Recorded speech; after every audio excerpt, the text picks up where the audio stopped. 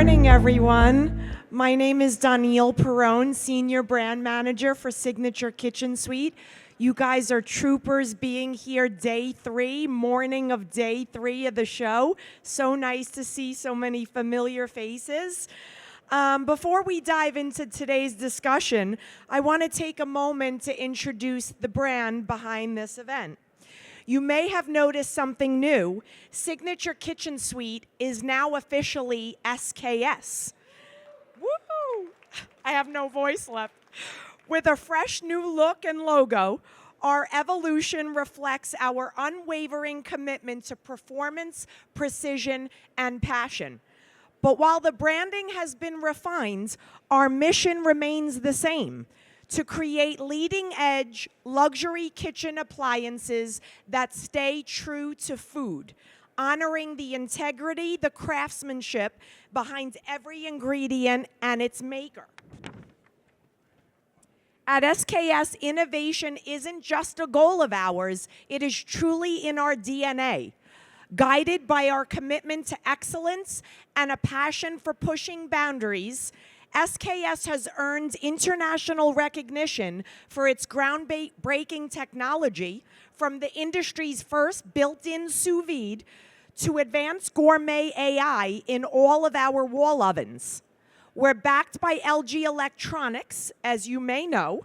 We continue to set new standards for the modern kitchen, delivering an elevated culinary experience for today's forward-thinking home chefs.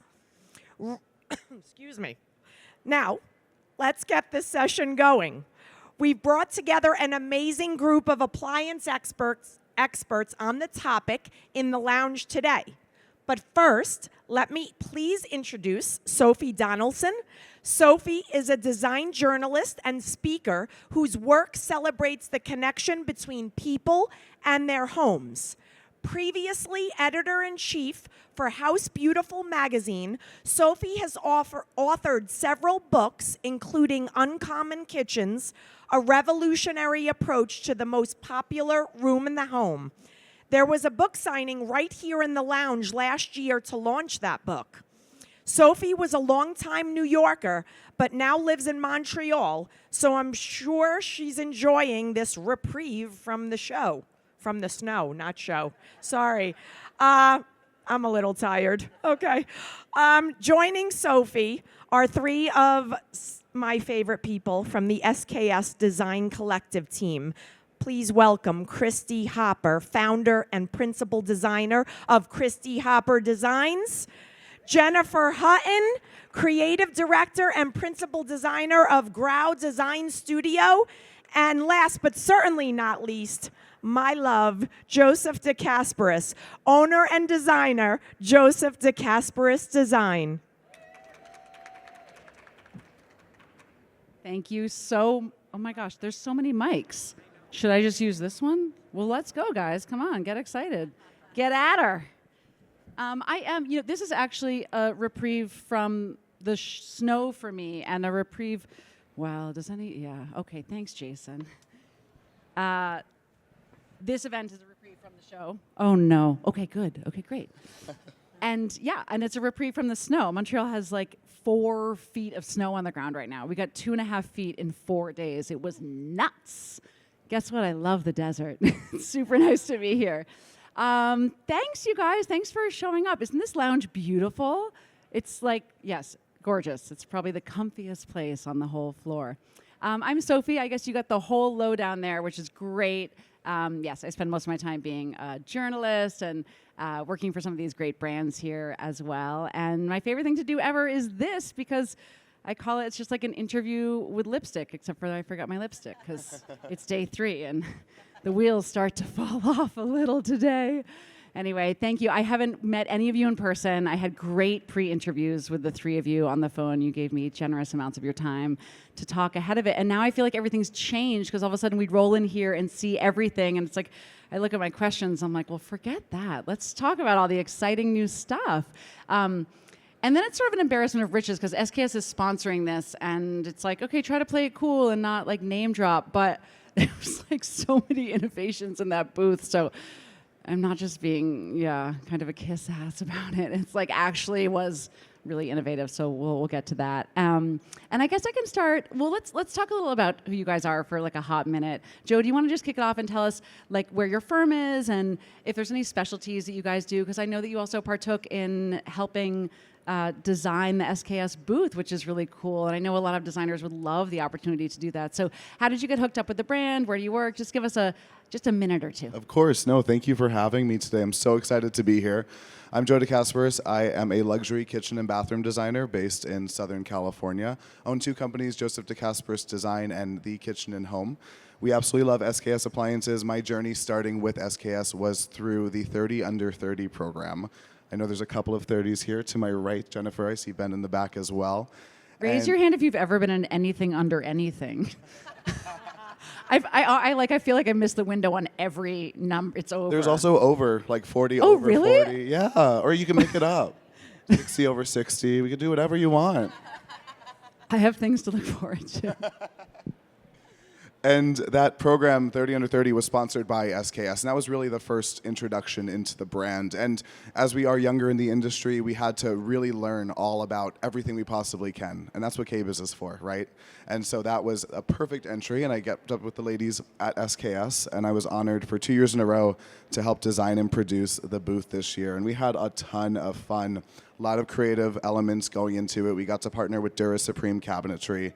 Super exciting. We got to work with Artistic Give it up. Tile. Is that you right? guys? Yeah, clap it up. Yay, good job. We got to work with Artistic Tile, which I know everyone in this space absolutely loves as well. I mean, their tile is incredible. Top Knobs hardware, LX House's countertops.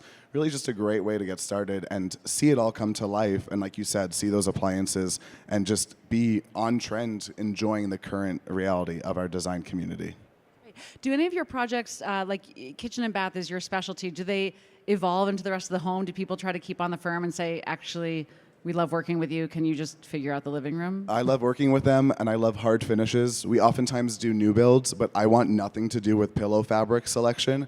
For some reason, you pull up a sample, you think the pillow's the best thing ever. Their grandma that they hated had that pillow too, and you find out 40 years later that there's all this deep-rooted trauma.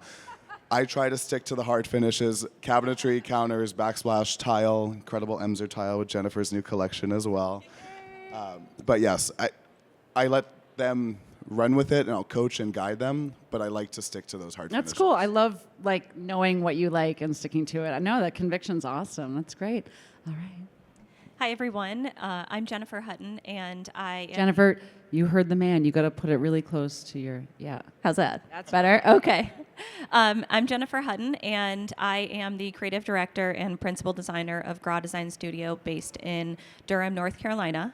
I just launched the studio recently, but we're, evolving, doing furniture, fabrics, but my world has also typically been kitchen and bath design, strictly residential, and, I've branched out and done that for a while, getting into some finishes now, and it's been really fun.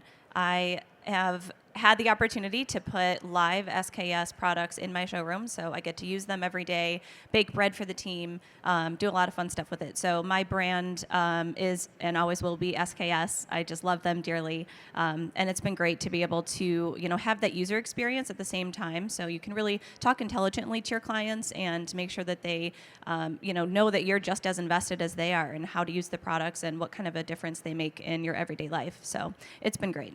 That I want to get to and talk about the making a recommendation to your client on an appliance, and like somebody was like, yeah, I just give them the instruction manual and the number to call, and I'm like, that's adorable. There is no chance that they're not calling you when something malfunctions. Like it's always the designer that gets, it's like the first line, right? Yeah.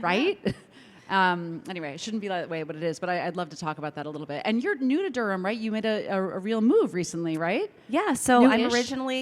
I'm originally from Buffalo, New York, and we relocated to Durham in 2021, my husband and I.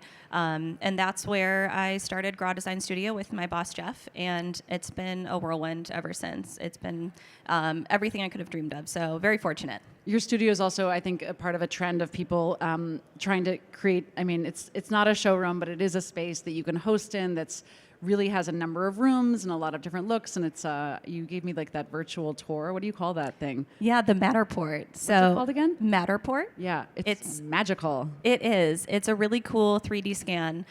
So people who haven't visited the showroom before or just want a sneak peek of what they can expect can do a virtual walk through the space. And the showroom has been designed in such a way that there are specific rooms with different design styles. So if you're a very, traditional, classic, elegant kind of style, you'll walk in and really connect with our front foyer.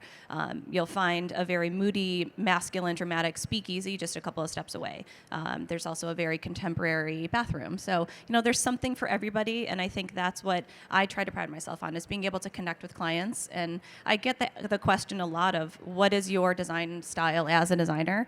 And I like to mold to my clients. I don't particularly have one for myself. I don't design in just one style. I like to connect with people and make sure that I'm understanding what they're after, because at the end of the day, they have to live in the house, not me. Thanks, Jennifer. Christy, tell us everything.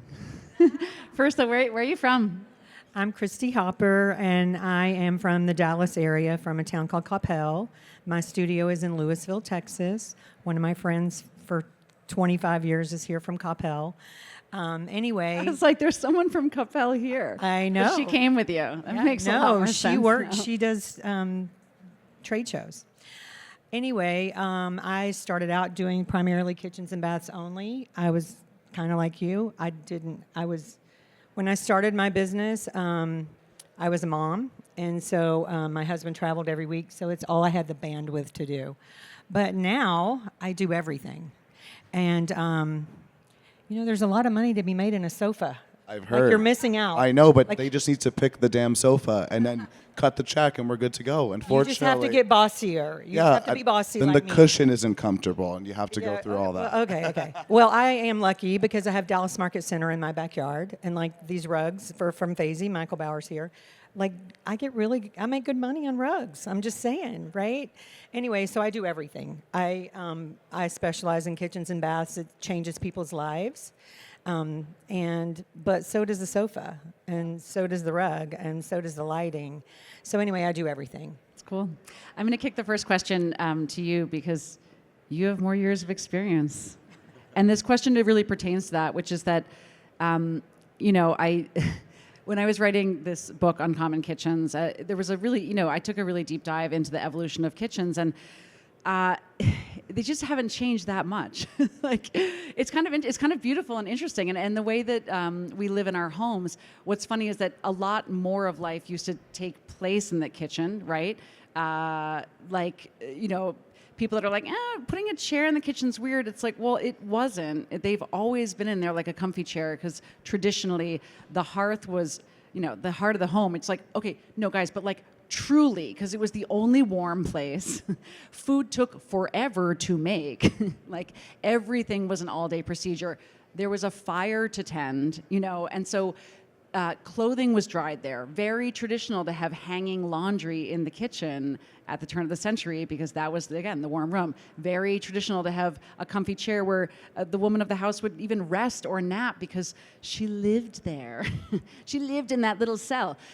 So this, we see that, historically, and then it's all full circle. Kitchens are bigger and bigger because they are houses within houses to me. It's like, first it was like the kitchen command center. We're going to have this sort of like place to write checks back in the day, cute, and pay bills. And then it's like now there, we have these home hubs, right, that are being integrated. And yeah, homework, and it's where people hang out. It's just, the kitchen is the most popular room in the house. And so all of these functions have returned to the kitchen, which I think is really interesting. I guess specifically what I want to know about is, what are the ways that people have changed in what they're asking for in that space, whether they want more functions there or they want it to feel a certain way. If you think about maybe 10 years ago or plus, what it was like and what it's like now, what are some of the big changes you've seen? And of course, in your years of designing, I would like to know from you too, because honestly, things do change from year to year, and the second innovations come out. I mean, my Instagram is filled with people being like, I need that. I need it. Well, so today when I talk about kitchen, I just had a new client last week, and they had no idea about technology in the kitchen. They really had no idea. They were like, well, they have a 30-year-old house. This is our original oven. I'm like, dear God, it's not even convection. Like, do you realize what you're missing out on? Your life, and well, I cook every day, and a lot of my clients cook every day. They just do. You know, they have kids or they're trying to be healthy, and they cook every day. So when you start talking to them about innovation, their eyes light up. They realize their life can be different. Oh, you don't have to have that thing on that air fryer on the countertop. You can free all that space up with a speed cook, right? It's got everything in it. It does this, it does that, and they're just like, they have no idea, right? So that's why you hire a designer, right? Because we know all the things. But I feel like, you know, there's always been a white kitchen. I still get requests for white kitchens. I want to shoot myself, but I still get a request for a white kitchen, you know, and I'm like, well, they've always been around. If you look back to the history of a kitchen, you know, and I do think that people gather in the kitchen, and, you know, we have big open concept floor plans in a lot of the houses across the country. And I think it's all because the kitchen is, like, for instance, when I bought my house, I did the master bathroom. I didn't do the kitchen. I hated that house. Hated it. I did the kitchen. I love the house. Because you do spend, I don't think that's changed. I don't think it's ever really changed. And I still feel like I live in the kitchen and I work all day. Somehow I'm still in the kitchen. I actually work in my kitchen, which is like, see, I think a lot of people do. Comical. Right? Yeah. Right? I think a lot, like, I'll sit there at the table and with the laptop, and a lot of people do. So I don't know that that's really changed that much, but I do think technology is changing. It's like, if you don't have Bluetooth in your car, like, what are you doing, right? It's the same with your kitchen. You have to have better technology. Yeah. Well, I imagine also, I assume you guys have some young clients too, and I find that people, when they are maybe making their first big purchase or their first like renovation, are pretty hip to what's happening. So that might not be a changing thing, but an evolution. Can you talk about what you're seeing? Well, yeah, I've seen in the past 8 years in this industry, my whole entire adult life, I've noticed homeowners are coming with a lot more confidence. And they're embracing the fact that this is their home and they want to mark their territory. And they're not coming to us saying, oh, for resale value, in 10 years from now, we're going to sell this. And that's been really exciting to see because they're able to be more bold. They're able to be more excited about their own space. And they want to say, look, this is where I live and this is what I can bring to the table quite literally when they're entertaining. Yeah, that's interesting to hear that about, resale has long been the thing, and it's like people talk about it and they think that way and it's so ingrained in their head, but the reality of the market is different and there's no avoiding it. People can't afford to sell their home and buy the home next door. It's just not how it's working. So I'm like, okay, maybe we're finally going to invest in that. And I tell them too, and I'm pretty candid. I'm like, you bought this house as is, and it's kind of a terrible spot. Like, you're going to be able to sell your house. You're going to be able to get your return on investment. Don't think that your house is the most special house in the world. We want them to feel that way. But also, you bought the house as is. It's going to sell again, and it's going to sell for way more than you bought it for. So when people say that to me, because they say, what about when I want it to have good resale? I'm like, okay, look at what's happened in the last 5 years.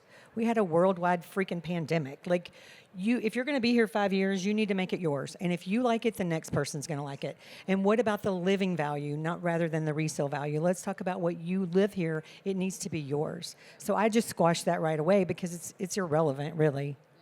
Or as they say, like, why are you designing, like, spending your money? Why are you designing for the next person? Like, that's right. Insane. That was my point exactly. So what I'm seeing right now is people understanding themselves and knowing what kind of cook they are, what kind of, function they need. So they're coming in with these really, important ideas about themselves. I'm a big baker, or I love wine. I need the storage for that. So people are coming in knowing a little bit more about themselves, and I think that's driving a lot of design. It's very, very personal. It's funny. I working on some marketing projects and consulting here and there, but really primarily being a journalist, and sort of my job is to call bullshit on all of that and get the real story. The Epicurean, the wine lover, the baker. It's funny. It's like it's a story that is told by marketing, but then it was kind of adopted by people, and they define themselves at that. And I don't hate that. I love for people to kind of put a stake in the ground and say, I am this matters to me. And it really helps you probably, right? Design for them if they tell you wine is a priority. Exactly. I just did a kitchen for somebody, and they love wine so much that they put in an SKS wine column in in the mudroom. It's the first thing that you see when you walk in the house because they needed to have that. They know themselves, they know how they function, and they needed that column because it was that critical. So in the mudroom it lives. It's terrifying. I'm sure they're really healthy otherwise. It's in moderation, all in moderation. Definitely. They need two. They need one for the friends that they can go rummage through, and then they need one for the really good wine. Let's talk about that. Yeah, no, you're right about that. Let's talk about that idea. You mentioned sort of like very breezily, but it is interesting. So many of the new appliances today, I want to get into smart technology a little bit too, but they are taking the role of what once was cluttering the countertop. Can you jump into that again, Christy, for a second? Sort of, because I don't think that people know that, like, an air fryer is just a convection oven, correct? Can you speak? You're like, yeah. But it heats up faster than a big convection oven, right? So people don't want to heat up their big convection oven, so they want that air fryer. But like, you know, you go into a house and there's all the stuff on the countertops, and the client I was at last week, I'm using them as an example because it's fresh in my mind. But they had this nasty looking thing, like it's a air fryer, toaster oven. You don't like the way it looks. It was just nasty. Like, it's dirty, right? You know, they get dirty. You cook in them. It's not a bad thing. I don't mean it that way. I don't like the plastic parts. I'm like, right? We've come all this way. Right. So I'm like, you know, that doesn't have to be on the counter. Look at all that counter space you're going to get because it's going to be right here. And you're going to get a convection oven at the bottom. Like, your life, if you really do cook, your life is going to change. And it won't look ugly in here. Microwaves as well, right? I mean, right. A lot of that function. Scary. We'll talk Southern about California, they're scary. You can't have them. So You can't have microwaves in Southern California? No, they're toxic in Southern California. Oh, for the love of God. But you could do the speed oven, and it's a rebranded microwave. It's actually really nice. The combi oven is really cool. but a steam oven can do a lot. I mean, sorry, does anybody want to jump in here? A steam oven can do a lot of what a microwave can do. Better for you. And better for you. Yes. And not scary. Correct. Whether that's, true or not true, but it's Correct. maybe true. Okay. You can't have gas in California either, right? Nope. Seriously, though, it's a trending market, but Careful, we're moving away folks. from gas. We're moving away from microwaves. Yes, the drawer microwave lives in many kitchens, but looking past that into reheating food with steam is so helpful. It for lack of better words, it re-energizes the food rather than just zapping Ooh, it. I love that. Say it again. It re-energizes the food. It's infusing steam. It's a gentler way to reheat your food. I feel healthier when you say it like that. I do feel like microwaving food somehow feels like I'm like slowly dying, or like, reheating coffee. It's depressing. It is. That's really interesting and healthy, right? I mean, the steam, like, this is a major thing that people think about and talk about, and also, health. I mean, I love induction cooking. I will stand by it. We know from chefs that it's very precise, and there's science behind all of that. And I got my first convection range and oven when my kids were really little. Guess what? Then you have to teach them because it's not hot, right? So it's like, you're like, oh, we're all good here. And then I'm like, oh my God, but they are usually hot. By the way, I found that we were visiting a friend's house, and my 2-year-old was then 4 and had grown up with this. And I'm like, no, theirs is different. That is actually an electric, range. That one does get hot. But cool. How cool to have not been a problem before.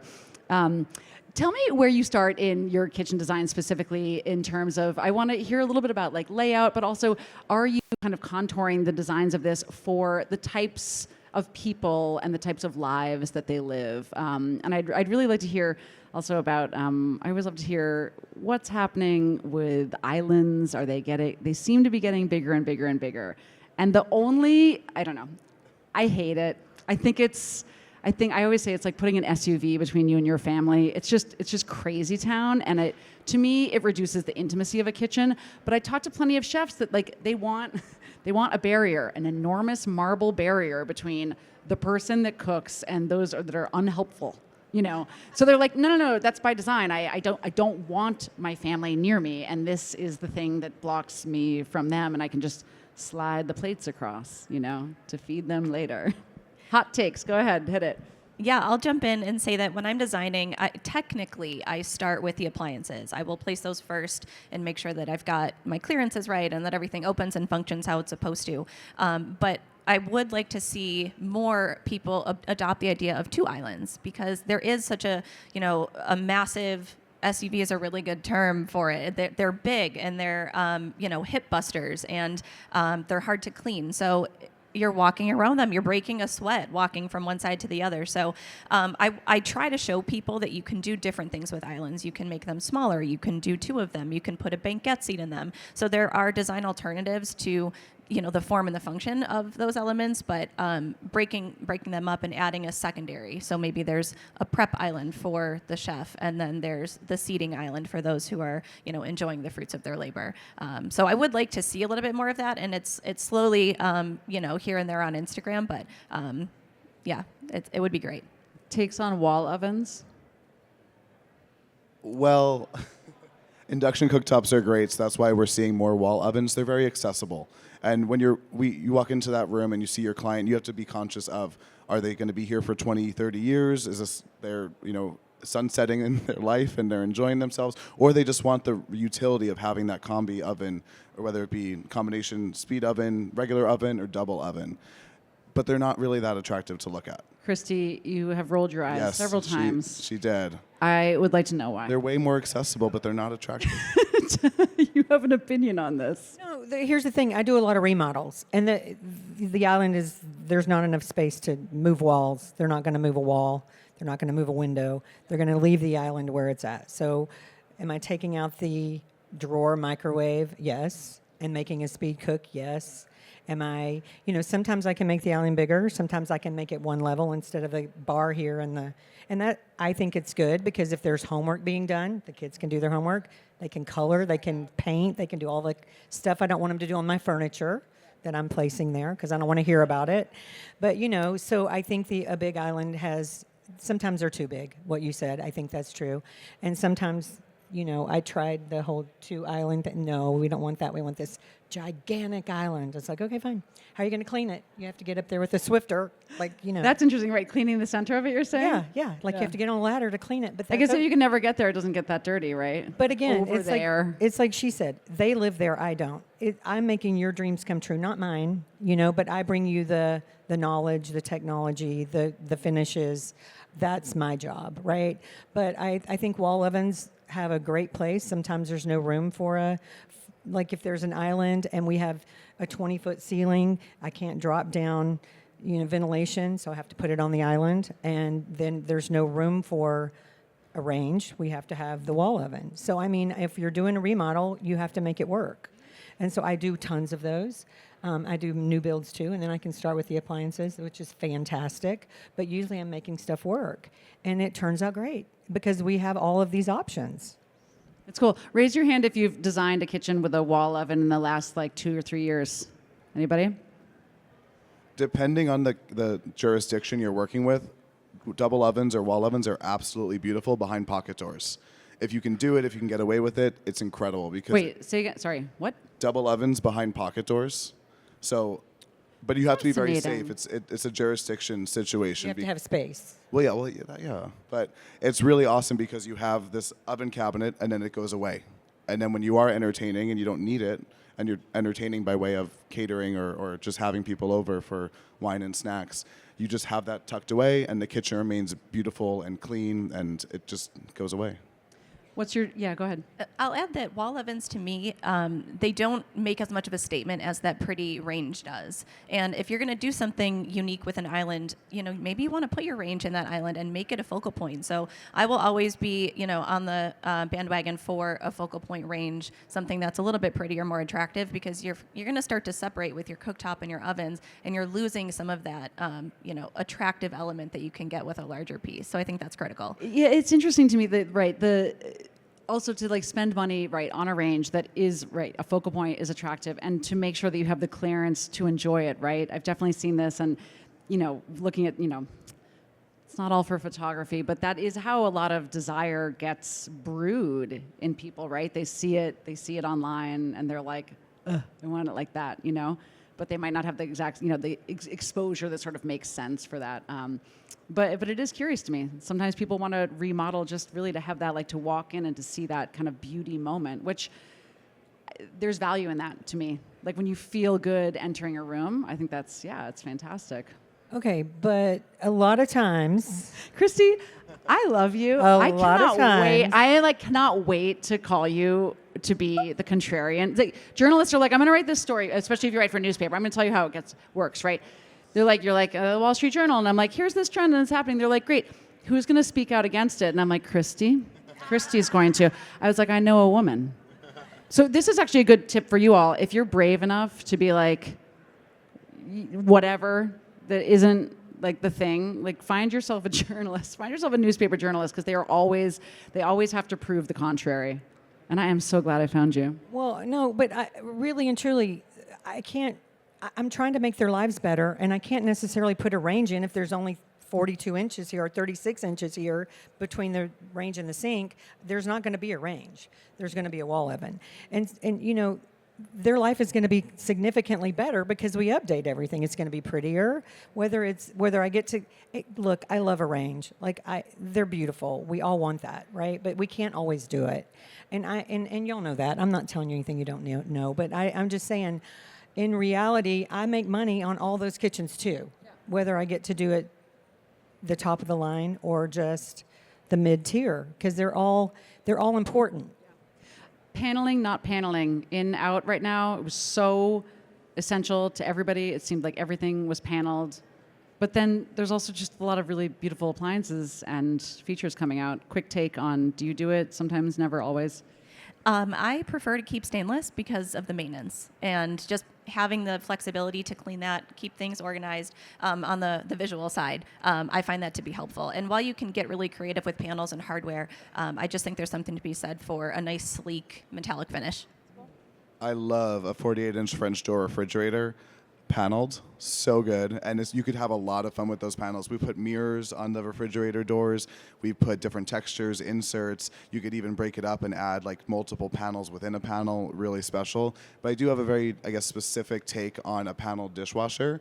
For me, it works really well in traditional and transitional designs, but when you get to that slab door, to have typically a 36-inch sink base with 18-inch doors next to a 24-inch panel dishwasher, it doesn't look as sexy. One more time. Yes. So much math. Contemporary kitchens, usually I lean more towards stainless. Traditional, transitional kitchens, I focus more on that panel dishwasher, make it just go away.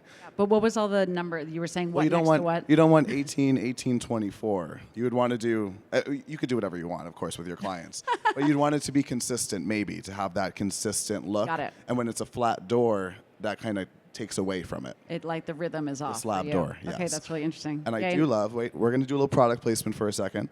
SKS's dishwasher has a door that articulates out, so you could hide the toe kick as well, which is incredible. Such a good look. It really goes away. That's cool. Really cool. Christy, do you have an opinion? Oh, I'd like both. Kind of what you said. It depends on the kitchen, right? And stainless is easier for a lot of my clients. They don't want a panel. It depends on the client and the look of the house. We'll ask specifically fridge to those in the audience. Who is like a always panel whenever I can? I'd rather panel. Couple. And the others, you're okay? Agnostic. Either way. No, it just depends on the case, right? What is an appliance or a feature that you're like a little lusty for? Is there anything that you've seen this week or have seen in a client's home or dying to put in a client's home? Anything in the total suite of kitchen fabulosity? Could be a fancy ice cube machine, which people that own them love. They'll tell you about it all day long. And they'll show you, have you over, grab the ice. They'll tell you, they're like, come over and meet the ice machine. It's true, though. Going back to that steam oven, I love that the steam ovens of today don't require plumbing. I mean, there are some really, really technical inspired speed ovens where you have to have a drain, you have to have the water line. I like the ones that just have the reservoir because you're able to control the water quality that you're putting into it as well. Again, Southern California mindset, we don't have the best water, and being conscious of what is going into it because you're steaming that water. I also love a drawer refrigerator. I think, honestly, every kitchen should have a dedicated refrigerator and a drawer refrigerator as well. I, right now, am really focused on wellness, and it's not so much a specific piece or element that I would love to do for somebody, but I really enjoy designing home gyms and bars. So the home gym, you kind of take that route, and well, now we need a sauna, we need a recovery space, we need a spa element. So, I enjoy working that into my designs for people when possible, and the more I can do that for people, the more I can make them feel comfortable in their house is something that I really enjoy. So that's the thing that if I can do it, I would every day. Okay, so the thing I really, really have to have from the show, I'm sorry, it has nothing to do with kitchens. It's the Kohler handheld. It's got a massager, a thing for your face, thing for your body. You can move it around so it gets longer, so you can reach other parts of your body. It made me crazy. I have to have one. And the people I was with was like, I have to have that right now too, because you can just replace. Sorry, it's not having anything to do with the kitchen. No, I'm let's so talk about it. I sorry. love it. And then for a kitchen, I really want the AI in my oven, because I think if it can just cook and I don't have to tell it what to do, I'm very excited. It's one more thing I don't have to deal with. I love that. A couple of shout outs? Anybody in the audience? I know we don't have a mic yet. Or we do have a mic. Oh my gosh. Maybe we should move to questions. But I also kind of want to know, what you're hot for. If I can put it that way. Let's take a couple of questions for designers. And also we have SKS people here, which is cool. If you have technical questions, I bet we can call them to the mat, Anybody have questions for any of our designers? I can keep going. I've got a whole page of them. No, not yet. Quiet this morning. Hi, sir, right there. Microphone's coming to you. And will you also tell us your name and where you're from, please? Hello, I'm John Michael from Lansing, Michigan. I work with a lot of appliances every day, and I just wanted to ask you guys, as far as downdraft, what is your guys' perfect setup for a downdraft? If you were to choose a specific type of appliance for a downdraft, what would you choose? Well, there are flush ceiling hoods as well, which I would prefer over a downdraft just because it's a little bit harder to integrate. But I would typically only pair a downdraft with a cooktop. It's very challenging to do that with a range. There's really not too many manufacturers that do work with that. Of course, the need is there, and I think there's some really exciting technology coming with downdrafts, and it's going to have a resurgence as the changing kitchen layout comes about. Agree. Yeah, I mean that's interesting. That more flexibility and Well, now there's hidden cooktops on the island too, which is super cool. very, very cool. Any other questions? Anybody see anything? I'm just curious just for a couple of people to weigh in. Oh yeah, hit me. And then I want to ask a couple of people what have you seen that you got really, really excited about? Just give me a couple exciting takes. But yes, question or take, go for it. I'm actually wanting to specify a. Sorry, name and where you're from. I'm Lisa. I'm from the Sacramento area. So, but I'm wanting to specify a. This is so weird to hear my voice on. It's distracting me. Sorry. A draft, like what you were talking about. Do you have a favorite brand that you use? Zephyr is what we work with often. Yeah. Okay. Thanks. Anybody want to share anything cool that they saw? Or something beautiful? I loved your terracotta cabinetry. It's not a color I've seen before in the kitchen. It was really, really beautiful. It was exciting. That was at the SKS booth. So the pop-up event that they had at the SKS with the integrate, it's a prototype, but the integrated cooking underneath, you can't even see the burners, is fabulous. Did you guys see this? So this is right, the prototype at SKS. So But when it popped up, it had the little refrigerators in there too. Yeah. It had storage for your spices. Okay, come so on, let's that's say cool. this was an enormous island, but it is a trade show, and this is okay. It's porcelain top, and it had the seamless induction so you don't see anything. It is literally dot. There's a just little dot. porcelain, and so when I was excited to see that, because I think it's 36 inches on top, and you see a tiny, it's like at the top of a pen cap, that big of a dot that illuminates when it's hot or touching something hot, and doesn't if it's not, and it shows you where it is. But once you're cooking on it, you obviously know where it is. And then the downdraft that popped up. It was really cool. It was very cool. Anybody else see it's anything cool? No, nothing. Nothing excited you all week. Yes, thank you. Her name's Tracy? Oh, Oh yeah, Tracy, we can ask. Hi, I'm Tracy Connell from Dallas. I'm friends with the contrarian. So this is like normal for us to, hear this going on. But I am obsessed with the Zip water faucet. So I stayed in a builder experience home about 2 years ago, and they had that in there. So it's that little faucet that typically goes in a bar. Now they have a kitchen version also. So it immediately, all the components are underneath. It immediately you can have boiling water, regular filtered water, cold water, sparkling water, which is really cool. And I think there's one other thing. You guys remember what it was? There was one other thing that came out of that faucet, but it's just instant. And they have all of the mechanisms just right there on one handle. And so they're really working on finishes, and especially for the kitchen, I think there's one version of the faucet, but I think that's super convenient, especially in a bar. So that is really, really cool. Thank you for sharing. I liked there were a lot of matte black finishes, and even like midnight color, and it's pretty to me. It feels earthier than, I don't know, shiny things. But see, I'm seeing a lot more shiny stuff coming out. I do. I feel like everything's polished these days. It is everything. Well, it's like, what are trends? I'm like, what are trends? You wanna come up with a trend? Like, you will prove it out there. There are a lot of things. And with the metallics, we're seeing more copper. It's not just the brass and the stainless. You're seeing a little bit more of that warm golden kind of orange color, which is really pretty too. Yeah, I saw that Callista has, it's called like blush bronze or something. I'm going to get this wrong. Please don't quote me. Oh my God. But it's different. It's not rose gold and it's not copper. It's blush bronze. The moody colors are coming back too. So you're seeing a lot more depth and drama and, dark, rich colors, which are really emphasizing how, people want to feel in their space. They want to make a statement. They want to make a bold impact. I think GE Profile had, they're not, brand new, but I think I saw them more than once. Washer dryers, dark, which I'm just like, why? It's like so dedicated the laundry room is to like being white, I know there's other colors, but I love something about that. I was like, what about white sheets coming out of a dark dryer? Now that's exciting, for laundry, if you care about that kind of thing, which I kind of do. There's a really cool ironing board at the LG booth. I don't know if anyone saw that. I saw that. Yeah, isn't that so cool?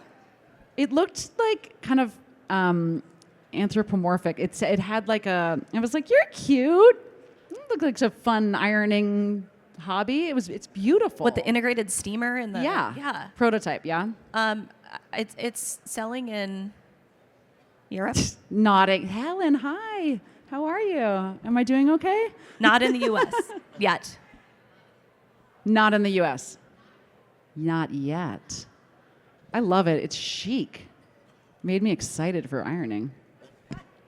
I'm excited about the styler. I don't even have one yet. My clients are just learning About what which? that is, the styler. And so we're starting to integrate those a lot in laundry room. Because, come on, that's life-changing. Fabulous. We don't want to iron. We want to stick it in the styler. I don't know. I would iron if I had that cute ironing board. It was. Anything else? I know we're just babbling now. It's day 3. We're going off the rails. We're gonna wrap it up in a minute. Give me a thought or two, and then we'll carry on our merry way. Well, hi, I'm Jennifer Farrell. I'm based in Los Angeles. There were so many beautiful things to see, but one of the things that I found the most interesting were things that you wouldn't see that were amazing technologies and great innovations. There's a company called Masana, and they do a hydronic heating and cooling in-ceiling system with very flat coils, and the system is like the most energy efficient. It's hidden. It means you're not having giant equipment lying around everywhere. They're based in Europe, but they're serving here as well, and their panels in the ceiling are very, very thin and allow for heating and cooling in those panels, and then you can still have all of your ceiling light fixtures in between them. And I just thought it was such a brilliant system. So that was one of the things I thought was really cool. And another hidden secret was at Murphy Door, that was like a carnival of fun. And if you haven't been to that booth, you should go, because it was about all of these hidden adaptable space we've all heard of Murphy bed, but this was Murphy door, and all these incredible systems where you can hide gun safes behind bookshelves. You can have door passages that are secret. You can have a paneled wall where you can't find the door at all until you wave your hand in front of it. Just so many cool. So I found the things that excited me the most were the hidden things. Jennifer, great work. I'm like, wow, you nailed it. Where is Murphy door? Which hall? Building. Oh my goodness! Now I'm not Oh, no, that I'm good. She's been over at the Builder Show with her, so it was over in that building. Yes, So It's in Central. It's in the Yes, Builder it's Show. in Central, and the Murphy door thing was fabulous. It's amazing. Amazing. I like to go to the Builder Show on day 3 at the end of the day to get merch for my kids. Hot tip. You can just go get like squishy balls and like cool stuff, lanyards, bring it back to the kids and pretend that you shopped for them in Vegas, Hey, Mom, what do you have for me? I'm like, 3 lanyards apiece. Here you go. I love you, boys. We're going to wrap it up, but we'll stay around for a couple of minutes to chat if you guys want to come up and hang out. I love the luxury lounge. Jason has been such a great facilitator of this. Ferguson Home, sponsored this, the Fazy rugs. It goes on and on. Thank you to SKS for having us. It's been so fun. Thank you guys for your great questions and your comments. It was really fun to be here. Thank you, designers.